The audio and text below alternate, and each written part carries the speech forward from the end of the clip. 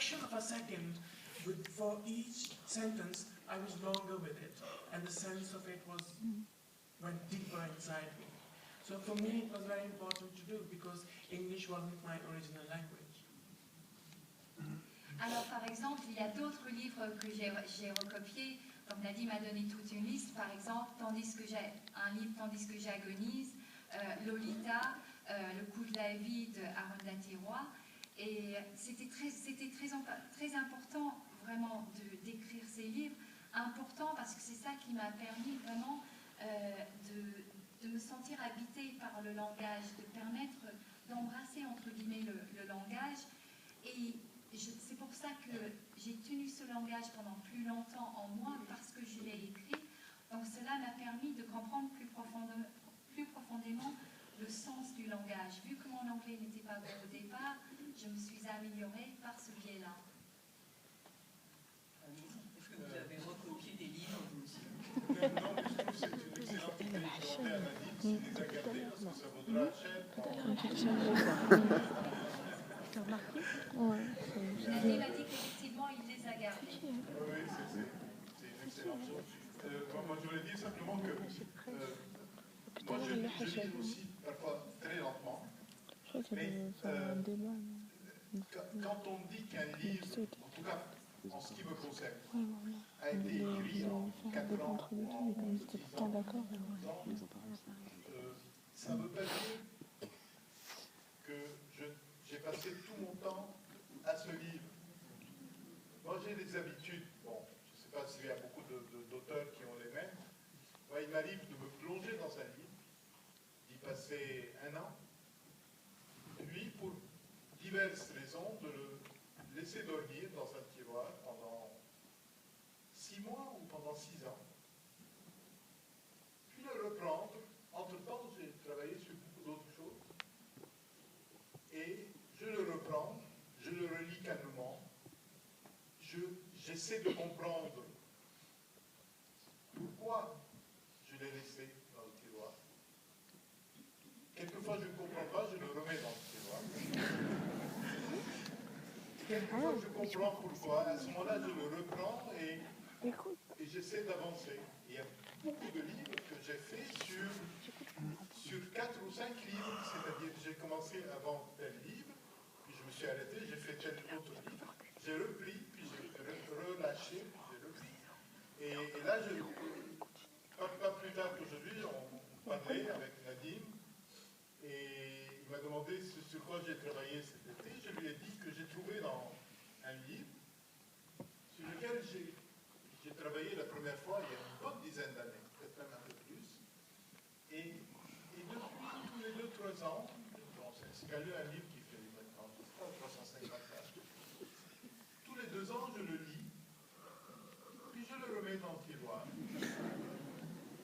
Et cet été, je l'ai relu, et je me suis dit, non, là je crois que je comprends pourquoi je ne l'ai pas continué. Et je l'ai repris, et là, c'est le livre sur lequel je travaille maintenant. Il est tout à fait possible que dans 1 mois, je le remette dans le tiroir. Donc il est possible qu'il soit mon prochain livre. Avant peut-être de bouger vers la librairie, de continuer des conversations peut-être en plus petit comité, vous avez plein de choses dans le tiroir, Nadim Aslam? I have 11 more novels to write. Il nous reste encore 11 romans à écrire.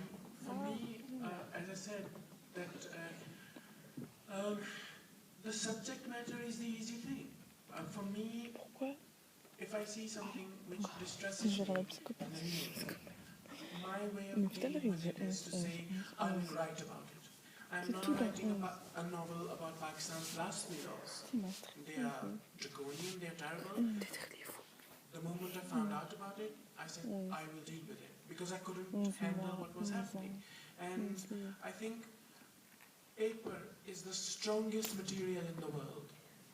That things under whose weight a mountain will crumble, you can put it on the paper and the paper will hold it. So when I see something distressing in the world, the things we have been talking about, and I think I'm not strong enough, neither my meat and bones, neither my soul is strong enough to deal with it, I say to myself, I will write about it. So I have 11 subject matters on which I will write novels. Sorry. Alors pour moi, la matière brute, le sujet est quelque chose de très facile.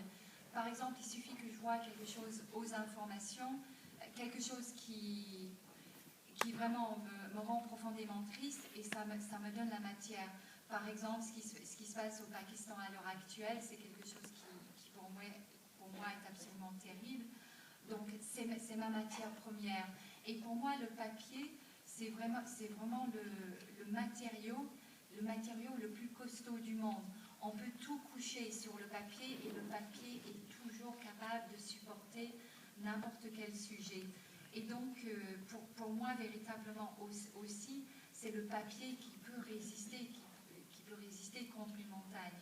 Donc, quand j'ai un sujet qui me travaille, qui me détruit intérieurement, je sais que moi, personnellement, je ne suis pas suffisamment fort pour faire quoi que ce soit, que mon âme n'est pas suffisamment forte pour résister. Et donc là, ce que je fais, ce qui m'aide, c'est de coucher le sujet sur le papier, c'est d'écrire. Et donc, j'ai encore 11 sujets que je voudrais aborder dans des romans. Il me reste à remercier le théâtre qui nous a accueillis, le Festival des écrivains du monde et Caro, de tout ce qu'elle a fait pour les écrivains étrangers, la littérature.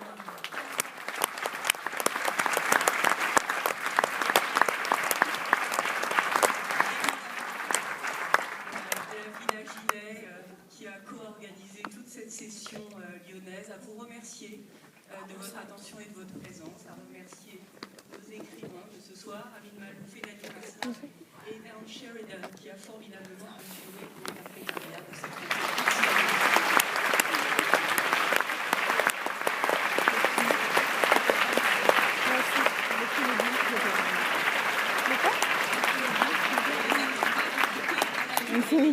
Merci. C'est vraiment beau. C'est toujours des choses qui sont... Allez, maintenant, c'est le malentendu.